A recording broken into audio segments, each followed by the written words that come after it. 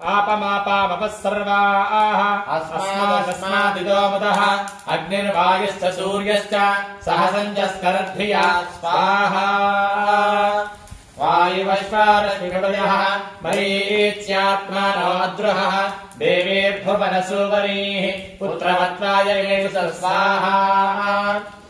ॐ महानान्यैर्महामानाः महसो महसस्वः देवेः पर्जन्यसूवरीः पुत्रवत्वायमेषु स्वाहा ॐ अपाग्निष्णिमपारक्षः अपाग्निष्णिमपारखम् अपाघ्रामपजावर्त्योः अपदेवेरितोहितः स्वाहा ॐ वज्रम् देवी रचितागुश्च भवनम् देवसूवरीः आदित्यानदितिम् देवीम् योनिनोर्ध्वमुदीशः स्वाहा श्वानश्वातमा भवन्तु दिव्या आपवोषधयः सुमृडीका सरस्वती मातेव्योमसन्दृशि स्वाहा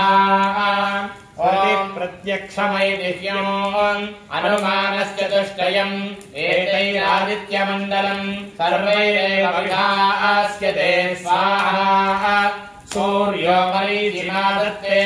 सर्वस्माद्भुवनादधि तस्याः पाकविशेषेण स्मृतम् कालविशेषणम् स्वाहा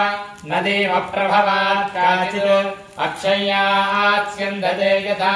तान्नद्योऽभिसमायन्ति सोरुस्वती न निवर्तते स्वाहा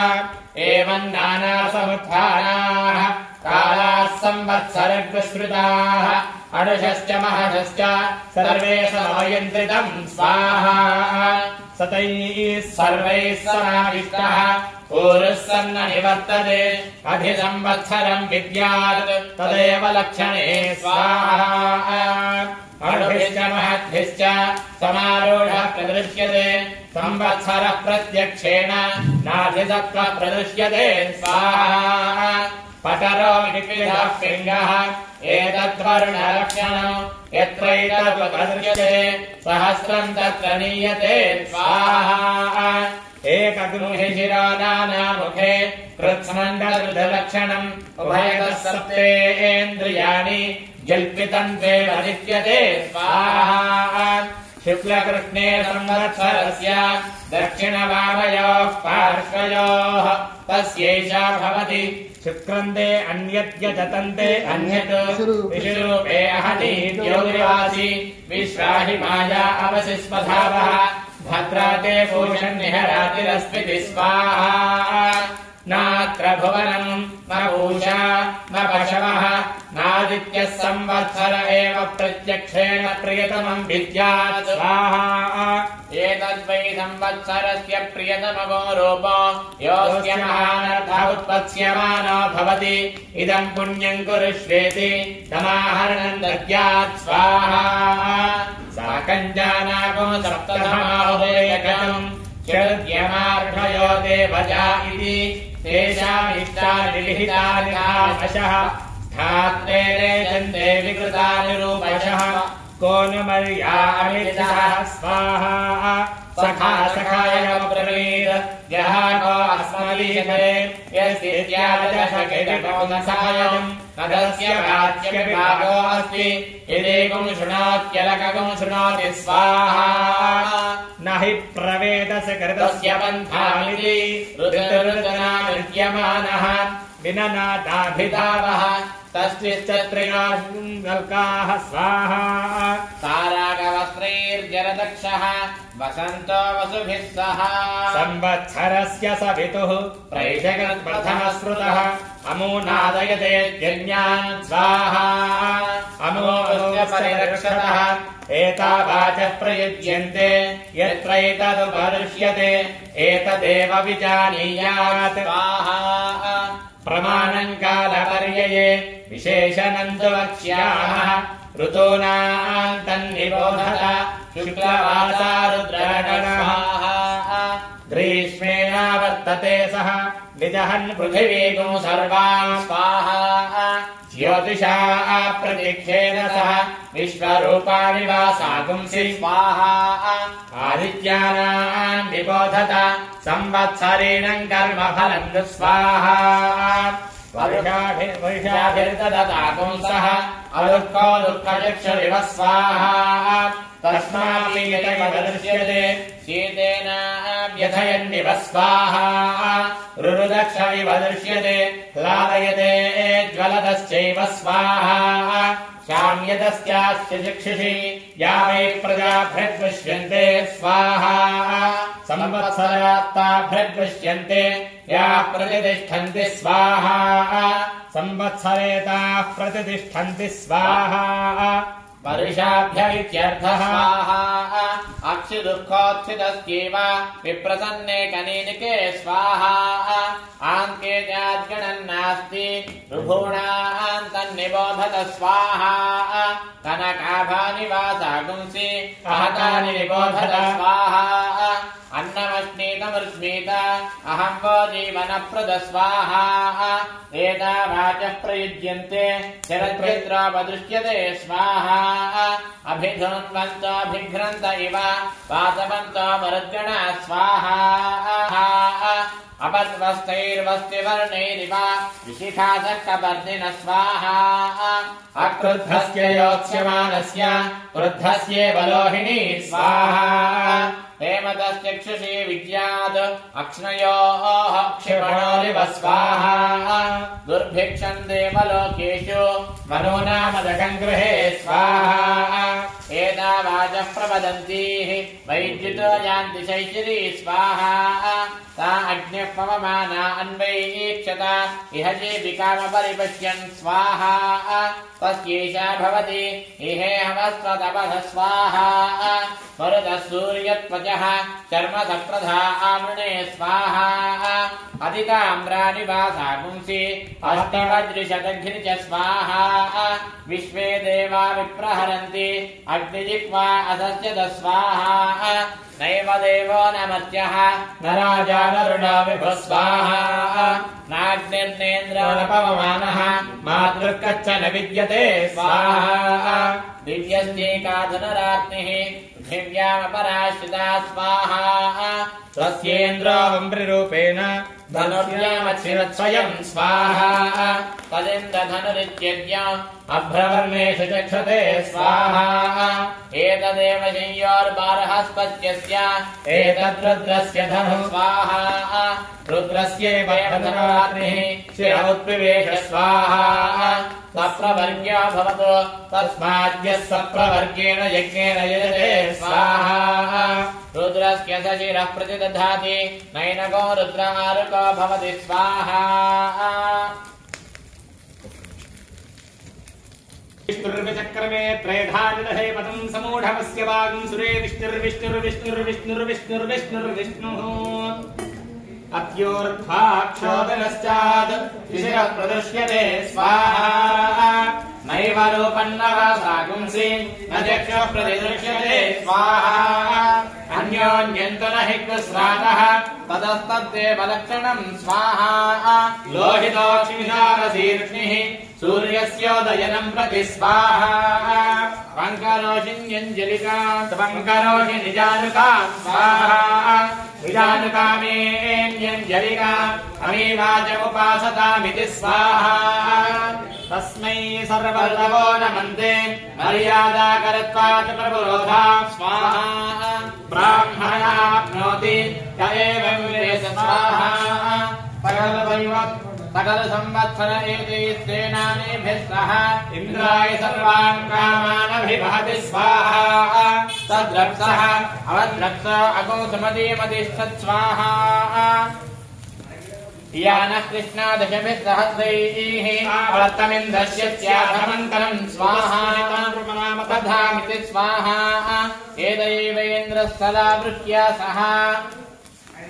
असुरान् परिवृष्ट्यति स्वाहा देव्यकुंशुमति कामश्वपस्थितस्तंवत्सरो दिपञ्च नैवं विदुषाचार्यान्ते वाचिनौ स्वाहा यो दृश्यते भ्रज्यते स्वर्गाल्लोकात् स्वाहा इत्युरुकमण्डलानि सूर्यमण्डलान्याख्याख्यायिकाः अत ऊर्ध्वकोशनिर्वचना स्वाहा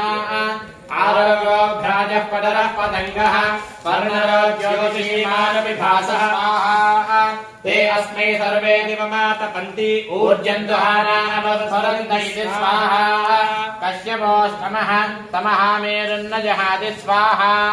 तस्यैषा भवति यत्ते शिल्पम् कश्यपरोचनावत् स्वाहा इन्द्रियावत् पुष्कलम् चित्रभानो यस्मिन् सूर्या अर्पिताः सप्तसाकम् स्वाहा तस्मिन् राजानपृथिविषये महि ते अस्मै सर्वे कश्यपा ज्योतिर्लभन्ते स्वाहा तान् सोमः कश्यपादधिनिर्धमति भ्रष्टाकर्मकृति वैवम् स्वाहा प्राणो जीवानीन्द्रियजीवानि सप्तशीर्षण्याः प्राणाः स्वाहा सूर्यादित्याचार्याः अवश्यमहमेतान् सप्तसूर्यानिधि स्वाहा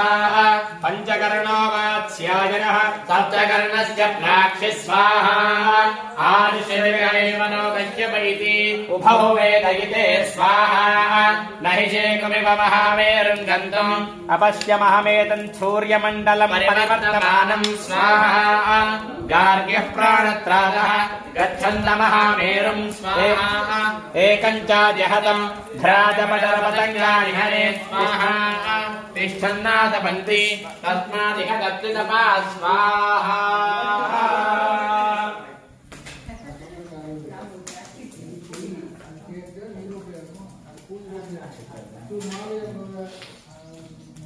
तपतु सूर्यः संवातो वात्परपा अपसृधः स्वाहा आनुश्रविक एव नौ कश्यप इति उभौ वेदयिते न हि शेकुमिव महामेरुम् गन्तुम् अपश्यमेतत् सूर्यमण्डलम् परिवर्तमानम् स्वाहा गार्ग्यः प्राणत्रातः गच्छन्तमहामेरुम् एकम् चाजहतम् भ्राजपटरपतङ्गानि हने तिष्ठन्नातपन्ति तस्मादिह तत्त्वितपा स्वाहा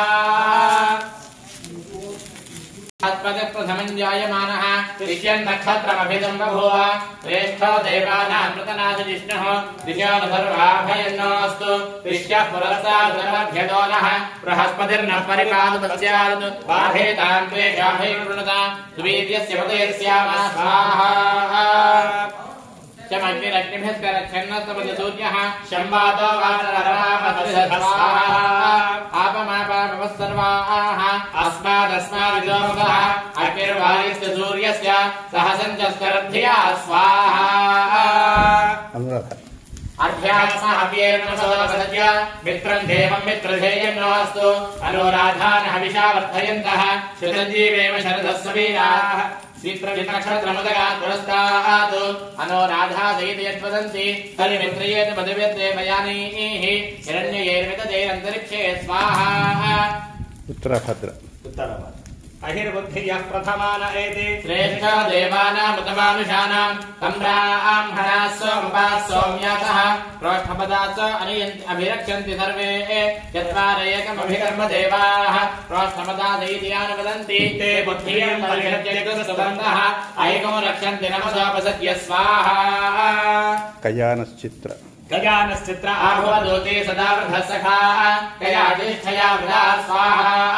आपमापापवः सर्वाः अस्मादस्मादितो वृधः अग्निर्वायुश्च सूर्यश्च सहजञ्चस्करद्धिया स्वाहा आर्द्रया रुद्रः प्रथमानयेति श्रेष्ठो देवानाम् प्रतिरक्षयानाः नक्षत्रमस्य हविषा विधेम मानः प्रजागोरेषण्णोदवीरान् हेजे रुद्रस्य परिवावृणक्तु आर्द्रा नक्षत्रम् चिषुदागम् हविर्णः प्रमुञ्चमानो दुरितानि विश्वाः अपाघयकम् सन्नुततामरादितु स्वाहा इदन्न मम अभूव स्पृश्य वायुर्नक्षत्रमध्ये दृष्ट्याः दिग्मशृङ्गावृषभोरोर्वाः समीरैर्भुवनामादरिष्वाः अपद्वेषाकुञ्जनदरामरातीः तन्नो वायुस्तदुनिष्ट्या दृणोतु तन्नक्षत्रम् भूरिदा अस्तु मह्यम् तन्नो देवासो अनुजानन्तु कामो यथातरे मधुरितानि विश्वाः स्वाहा क्षत्रस्य राजा वरुणोऽधिराजः नक्षत्राणागुम् शतभिषेष्वसिष्ठः तौ देवेभ्यः कृतो दीर्घमायुः शतकम् सहस्राभेषजानि दत्तः यज्ञन्नो राजा वरुणो वयातु तन्नो विश्वे अभिसंयन्तु देवाः तन्नो नक्षत्रको शतभिषग्विषाणम् दीर्घमायुः प्रतिरद्भेषजानि स्वाहा ॐ केतुम् गृह्णन्न केतवे पेशो मर्या अपेक्षसे समुषद्भिर्जा यथा स्वाहा तदश्विनाविश्वयुजोपजातां शुभगणैषो श्रीमे भरस्वैः स्वन्नक्षत्रमिमहविषायजन्तो मध्वा सम्पृक्तो यजुषा समक्तो यो देवानां भिषो हव्याः विश्वस्य दूतां मृतस्य गोपो तव नक्षत्रं जुजुषाणोपजातां नमोऽश्विभ्याः कृणमोऽश्विभ्यां स्वाहा उपहूताः पितरो ये मखासो मनोजवसः सुकृतः सुकृत्याः तेन नक्षत्रे हवनागमिष्ठाः सुधाभिर्यज्ञं प्रेतञ्जुषन्ता याग्निदग्धा येनग्निदग्धाः ये वल्लोकं पितरः क्षयन्ति यागस्य विद्मयागमुद्र प्रविद्मा मखासु यज्ञकं सुकृतञ्जुषन्ता स्वाहा मूलम् प्रजां वीरवतीं विधेय पराज्येयपराजा गोभिर्नक्षत्रं पशुभिः स्वक्तम् अहर्भूयाज्यमानाय मह्यो अहर्णो अद्य सुविधेर्धातु मूलन्नक्षत्रमिति यद्वदन्ति पराचीं वाचां निरन्तिं ददामि शिवं प्रजायै शिवमस्तु मह्यं स्वाहा जातवेदः ॐ शब्दब्रह्ममये चराचरमये ज्योतिर्मये वाङ्मये नित्यानन्दमये निरञ्जनमये तत्त्वमये चिन्मये तत्त्वातीतमये परात्परमये मायामये श्रीमये सर्वैश्वर्यमये सदाशिवमये मां पाहि मीनाम्बिके ॐ जातवेदसे सुनवाम सोमविर ॐ जातवेदसे सुनवाम सोममराति यतो निदहाति वेदः सरः परिषदुर्गानि विश्वानावेव सन्धन्धरितात्यज्ञस्वाहा अहं रुद्रे वेर्वसोभिश्चराम्यहमादित्यैरुत विश्वदेवैः अहं मित्रावरुणाभाविभर्म्यहमिन्द्राग्ने अहमश्विनो भा स्वाहा तामग्निवर्णान्तवसाज्वलन्तीं वैरोचनीं कर्मफलेषु जुष्टाम् दुर्गां देवीं शरणमहं प्रपद्ये सुतरसितरसे नमः स्वाहा अहं सोमामाहनसं बिभर्म्यहं त्वष्टारमुतभूषणं भगो अहं ददामि द्रविणं हविष्मदे सुप्राप्ये यजमानाय सुन्वते स्वाहा अग्ने त्वं पारयानव्यो अस्मान् स्वस्तिभिरति दुर्गाणि विश्वा पूज्य पृथ्वी बहुलान वृपे भवातोकायतनयाशयो स्वाहा राष्ट्रे सङ्गमने वसो नाञ्जिकृदिशे प्रथमा यज्ञानाम् कामा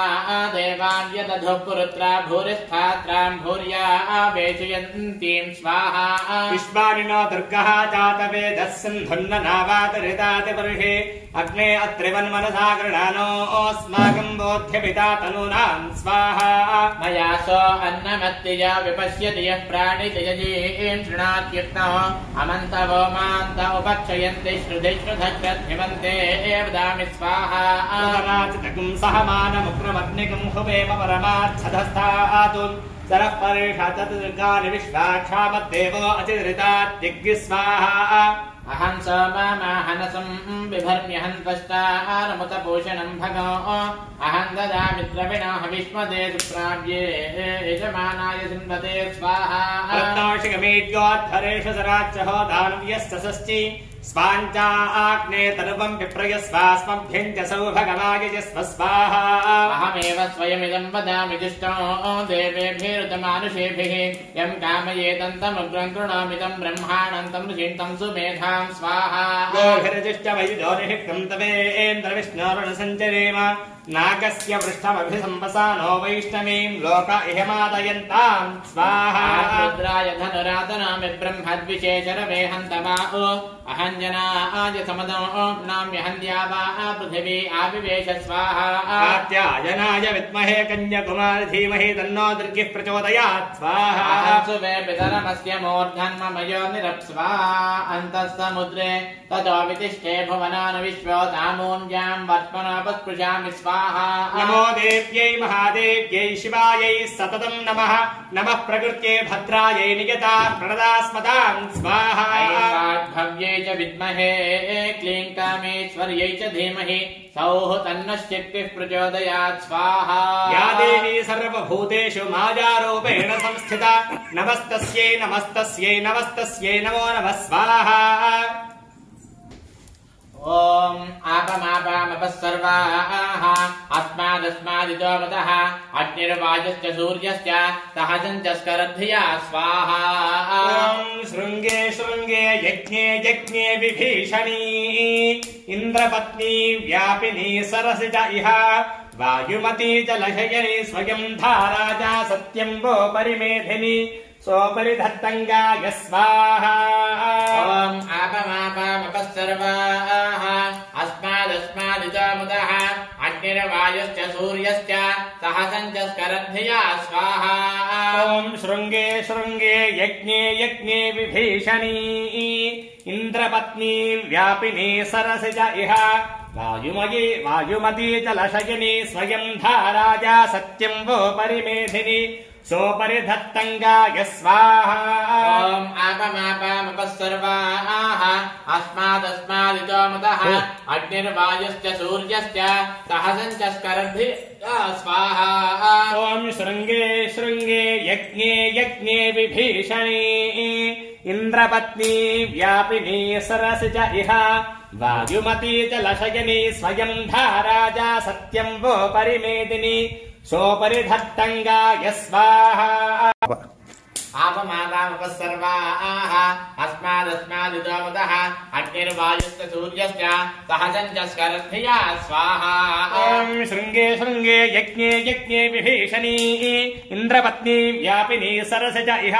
वायुमती जलशयनी स्वयं धारा च सत्यं वो परिमेदिनी सोपरि धत्तङ्गाय स्वाहा ॐ आपमापामपः सर्वाः अस्मादस्मादितो मदः अग्निर्वायुश्च सूर्यश्च सहजं च स्करद्धिया स्वाहा शृङ्गे शृङ्गे यज्ञे यज्ञे विभीषणी इन्द्रपत्नी व्यापिनी सरसिज इह वायुमती जलशयनी स्वयं धारा च सत्यं वो परिमेदिनी सोपरि धत्तङ्गाय स्वाहा ॐ आपमापामपः सर्वाः अस्मादस्मादितो मदः अग्निर्वायुश्च सूर्यश्च सहजं च स्करद्धिया स्वाहा ॐ शृङ्गे शृङ्गे यज्ञे यज्ञे विभीषणी इन्द्रपत्नी व्यापिनी सरसिज इह वायुमती जलशयनी स्वयं धारा च सत्यं वो परिमेदिनी सोपरि धत्तङ्गाय स्वाहा ॐ आपमापामपः सर्वाः अस्मादस्मादितो मदः अग्निर्वायुश्च सूर्यश्च सहजं च स्करद्धिया स्वाहा ॐ शृङ्गे शृङ्गे यज्ञे यज्ञे विभीषणी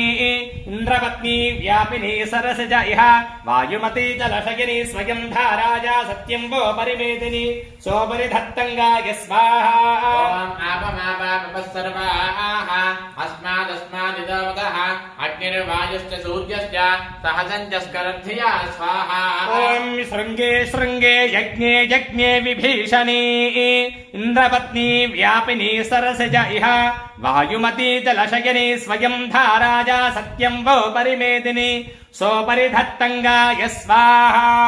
ॐ आपमापामपः सर्वाः अस्मादस्मादितो मदः अग्निर्वायुश्च सूर्यश्च सहजं च स्करद्धिया स्वाहा ॐ शृङ्गे विभीषणी इन्द्रपत्नी व्यापिनी सरसिज इह वायुमती जलशयनी स्वयं धारा च सत्यं वो परिमेदिनी सोपरि धत्तङ्गाय स्वाहा ॐ हंसश्रुतिषत्वसुरन्तरिक्षसद्धोता वेदिषदतिथिर्दुरो नसत् दृशत्वरसदृशसद्व्योमसदभ्या गोजा अदजा अद्विजा अदं बृहत् स्वाहा ॐ हंसश्रुतिषत्वसुरन्तरिक्षसद्धोता वेदिषदतिथिर्दुरो नसत् दृशत्वरसदृशसद्व्योमसदभ्या गोजा अदजा अद्विजा अदं बृहत् स्वाहा शुचियत्वसुरन्तरिक्षसद्धोता वेदिषदतिथिर्दुरो नसत् दृढत्वरसदृशसद्व्योमसदभ्या गोजा अदजा अद्विजा अदं बृहत् स्वाहा ॐ हंसश्रुतिषत्वसुरन्तरिक्षसद्धोता वेदिषदतिथिर्दुरो नसत् दृढत्वरसदृशसद्व्योमसदभ्या गोजा अदजा अद्विजा अदं बृहत् स्वाहा ॐ हंसश्रुतिषत्वसुरन्तरिक्षसद्धोता वेदिषदतिथिर्दुरो नसत् दृषद्वरसद्रुरसद्व्योमसदभ्या गोजा अर्धजा अध्रजा रथम् बृहत् स्वाहा